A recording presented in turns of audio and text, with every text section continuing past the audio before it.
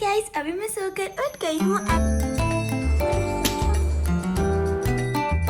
पीछे का बेड फिर फैल गया। चलो गाइस पढ़ने से पहले अपनी टेबल साफ करते हैं। एग्जाम बहुत पास है तो चलो गाइस लग जाते हैं अब हम पढ़ने। तो गाइस उसका सिर्फ टैक्स, ओनली टैक्स। इस अभी मैंने एक चीज नोटिस करी। To watch understanding secularism first बहुत ही अच्छा पढ़ाती है। एंड हाँ, सारी तारीफ इन मैम की। अभी भी स्कूल वालों ने कसर नहीं छोड़ी। Hello everyone, welcome back to Lakshu की दुनिया and welcome back to my Redactive Study Vlog. Guys, अभी मैं सोकर उठ गई हूँ and मैंने फेस वॉश भी कर लिया है। Guys, अगर मैं आपको अभी का टाइम बताऊँ तो अभी का टाइम हो रहा है 6:55, मतलब ऑलमोस्ट 7 o'clock, बट मैं 6:30 उठी थी। चलो गाइस बहुत सारा पानी पी लेते हैं क्योंकि मेरी मम्मा कहती है, मतलब सभी कहते हैं कि सुबह उठ के पानी ज़्यादा पीना चाहिए। गाइस पानी तो मैंने पी लिया है तो चलो अब जल्दी से ये पीछे जो आपको बेड दिख रहा है मेसी सा, इसको ठीक करते हैं।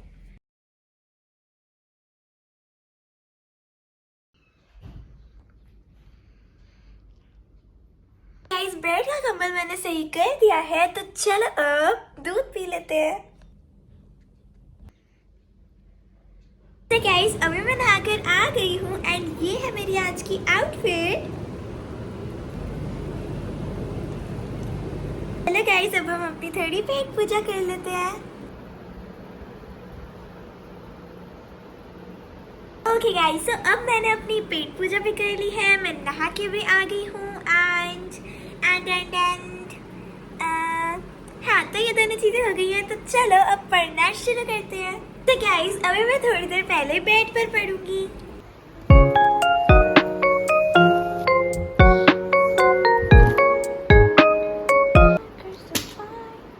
गाइस चलो सबसे पहले मैथ्स पढ़ते हैं।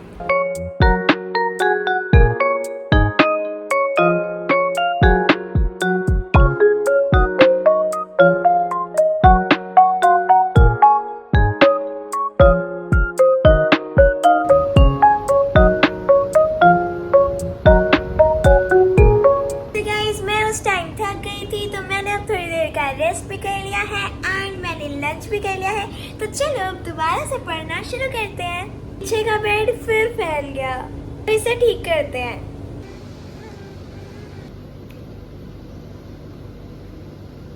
चलो गाइस पढ़ने से पहले अपनी टेबल साफ करते हैं।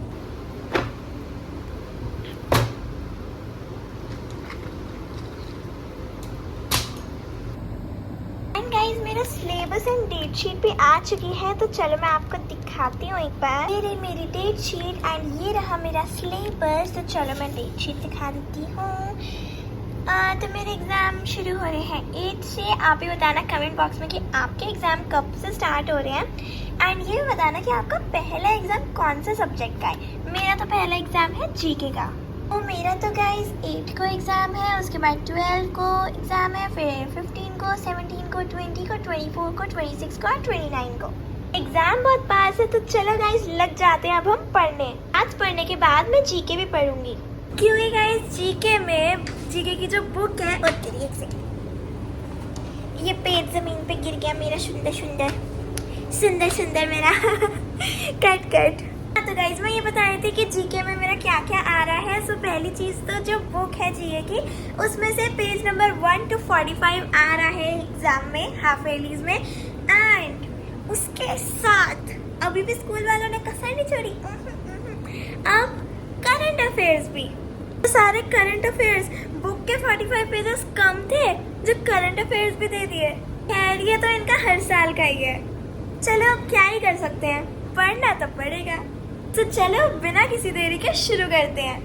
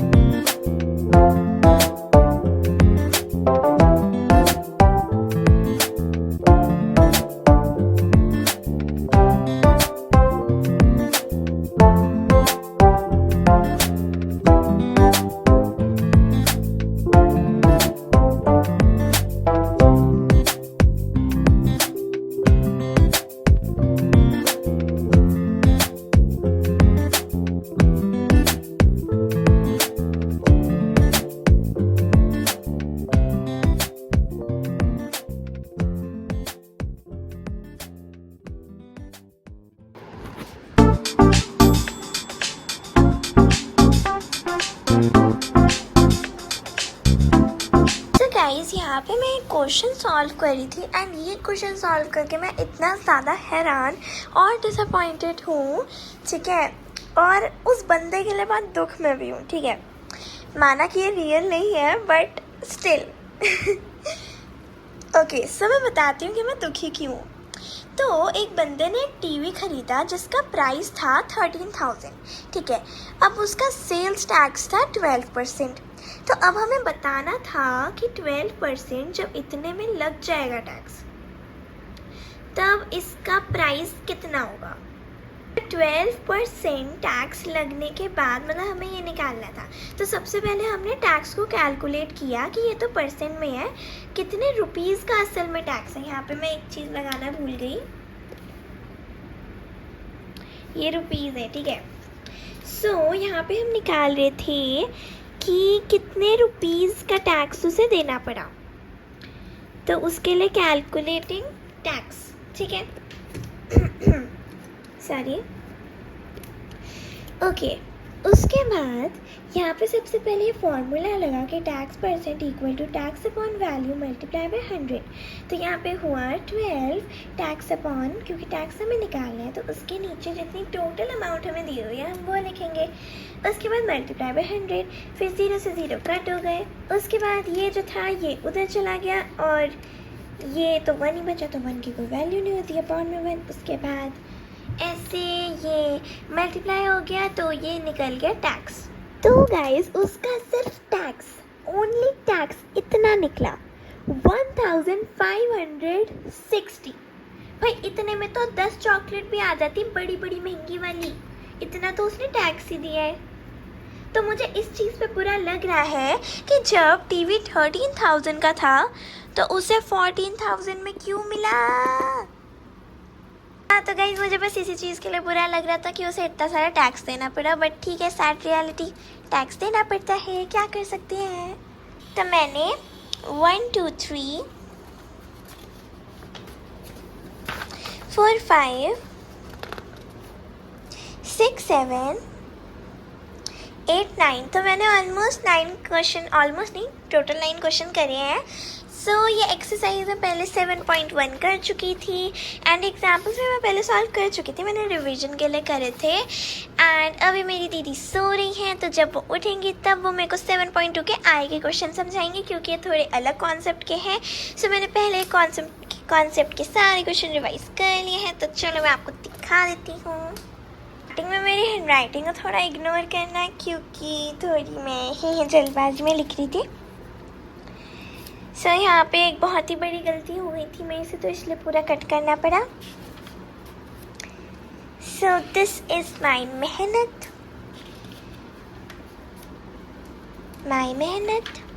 फिर यहाँ से हैंड राइटिंग थोड़ी अच्छी होनी स्टार्ट हुई। गाइस पता नहीं, मैं जब भी इस पेन को उठाती हूँ ना, मेरे सुंदर हैंड राइटिंग वाली लक्ष्य जाग जाती है। मुझे पता है कि मैथ्स में इतना सजा के नहीं लिखना होता, ज़्यादा फॉर्मूलेज पर ही फोकस करना होता है, इतना अच्छी राइटिंग में नहीं लिखना होता। But just look at this, इसको मत देखो, आप यहाँ से देखो, just look at this. I know अपनी हैंड राइटिंग की मैं क्या ही तारीफ़ करूँ, लेकिन भाई सैल्यूट टू दिस पेन। भाई इस पेन को उठाती ना मेरे अंदर की हैंड राइटिंग स्किल्स जाग जाती है बिल्कुल, कि मतलब मैं कि मेरे से ज़्यादा सजा ही मैं लिख ही नहीं सकता, मैं ऐसे लिखने लग जाती हूँ। मुझे अपनी हैंड राइटिंग पे प्यार हो गया। पर ये अच्छी बात है कि मैंने इतने घंटे लगा के सजा के नहीं किया, मैंने जल्दी किया था। ऐसा नहीं कि मैंने एक क्वेश्चन में लगना चाहिए था 20 मिनट एक बड़े क्वेश्चन के लिए, पर मैंने लगा दिया 1 घंटा, ऐसी बात नहीं है। बट हाँ, आई एक्सेप्ट कि मैंने बहुत अच्छा लिखा है। मैं इतना भी कुछ खास नहीं, अब खुद की मैं क्या ही तारीफ करूँ। तो चलो गाइस, अब थोड़ी देर हम जीके पढ़ लेते हैं, क्योंकि हमारा पहला एग्ज़ाम जीके का ही है। हमारा नहीं, मेरा।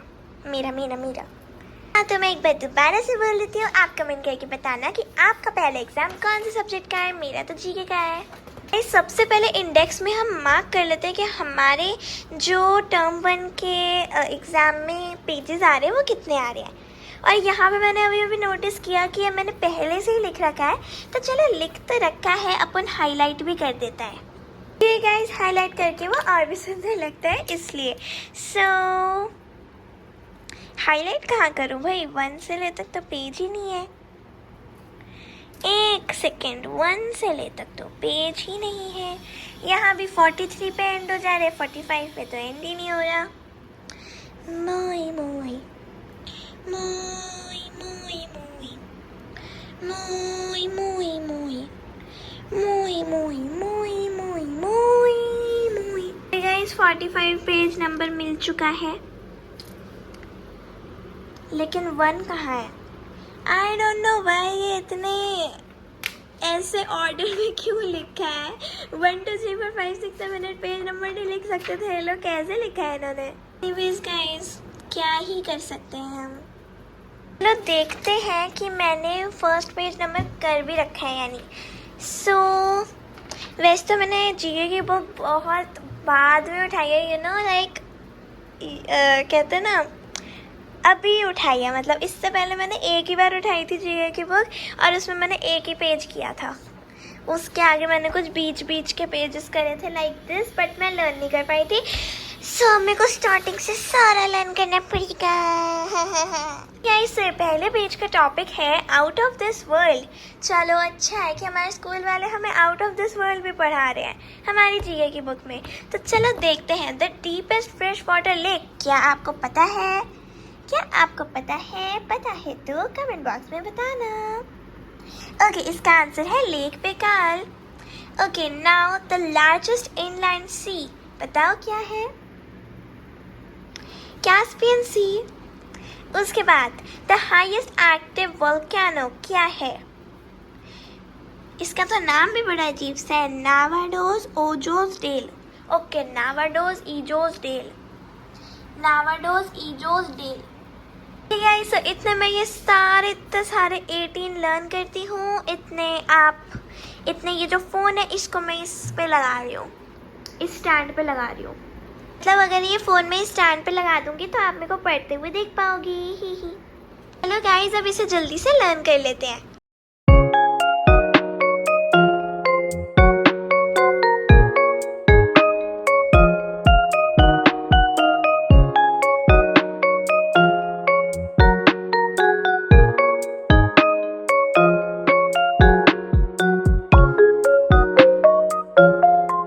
बहुत लोग ये भी पूछ रहे थे कि मैं सिविक्स कौन से चैनल से पढ़ती हूँ। तो चलो आज मैं आपको दिखाती हूँ कि मैं सिविक्स कौन से चैनल से पढ़ती हूँ। ये इस चैनल पे अभी सारे चैप्टर्स की वीडियो नहीं डाली है उन मैम ने, बट जितने चैप्टर्स की डाली है ना, बाय गॉड बहुत अच्छा पढ़ाती हैं। ओके, लेट मी दिखाती हूँ, चलो मैं आपको। सो उस चैनल का नाम है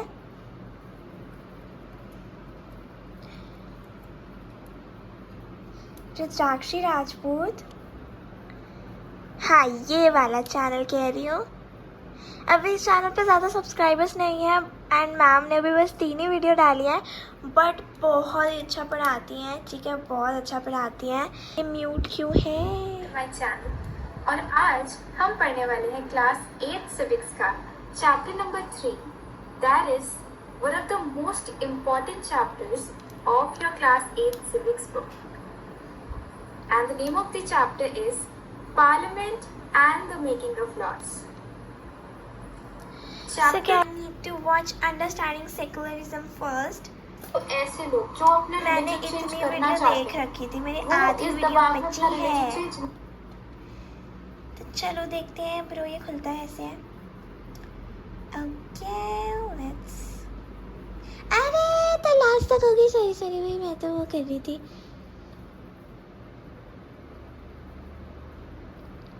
मैं सोच रही हूँ मैं इसको जहाँ से देख रही थी वहीं से देखूँ एंड अपने नोट्स पहले के रिवाइज कर लूँ। अरे ये फिर स्टार्टिंग लास्ट तक क्यों हो गया? मैं तो वो फुल स्क्रीन का बटन दबा रहा था। अबे यार, अब मैं सिर्फ ये बताऊंगा। हाँ सही है।